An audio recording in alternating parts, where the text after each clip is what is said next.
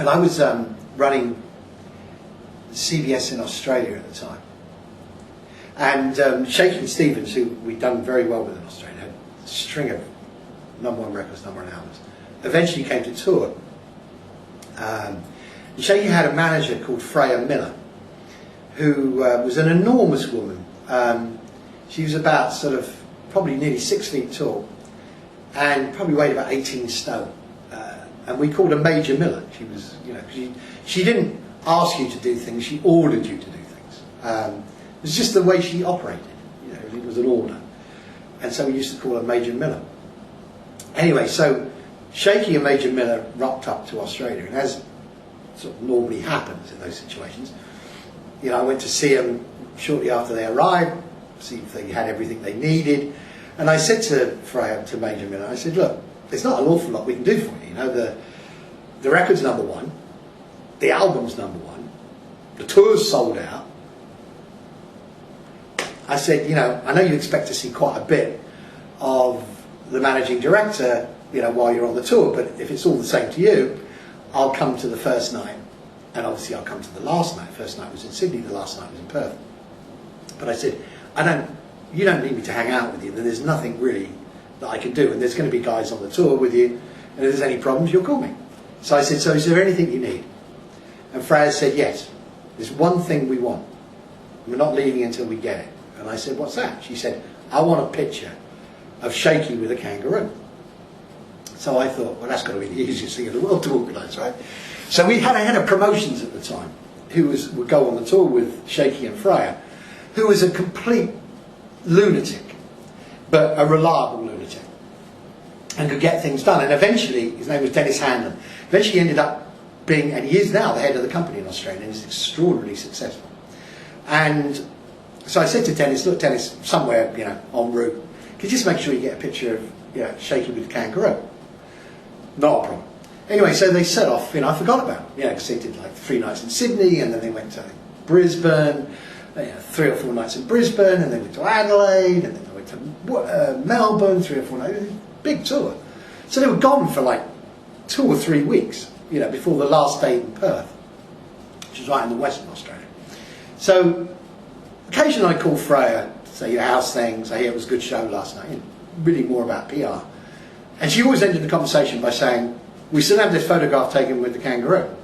And I said, don't worry about it, Dennis has got it in hand, Dennis has got it under control. So finally we come to the last night, or nights in Perth. And I called Freya just before I leave to go to Perth, and I said, how's everything okay? She said, everything's fine. But she said, Paul, I still haven't had this photograph with Shaky the kangaroo. So I called Dennis, I said, Dennis, what is happening with this bit? I mean, for Christ's sake, it must be simple to get a photograph organised. It's been all over all the zoos and everything.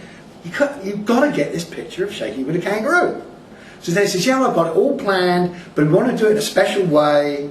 I said, well, it is going to happen. He said, I promise you it's going to happen, right? So anyway, so I rock up to Perth, and it's the last night of the 3 or 4 dates that I've done in Perth. And of course there's the obligatory end of tour party, and it was at a place called the Parmelia Hilton. It's not called that now, but it was called the Parmelia Hilton at the time.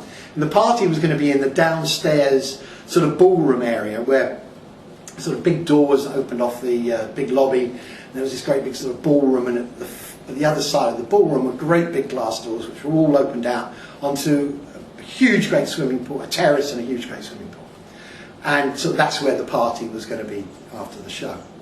So I go to find Dennis, and so I find Dennis, and I said, so Dennis, what's happening with the kangaroo?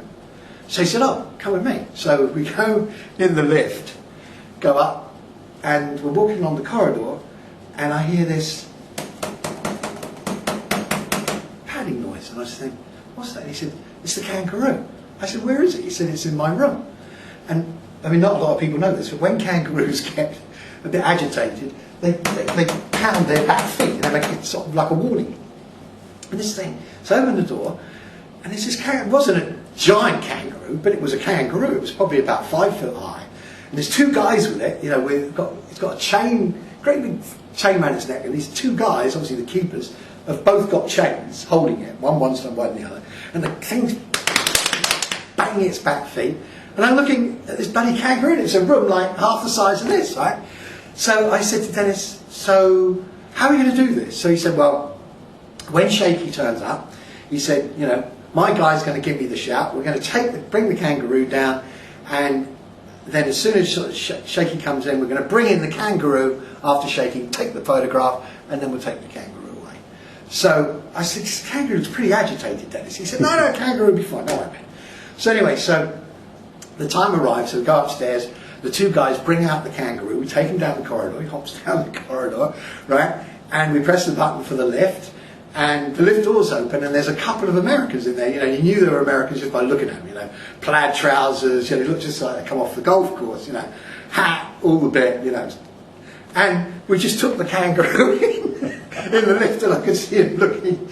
And as we got out, they got out in front of us. The woman turned to the guy and said, "Was that a kangaroo in the lift?"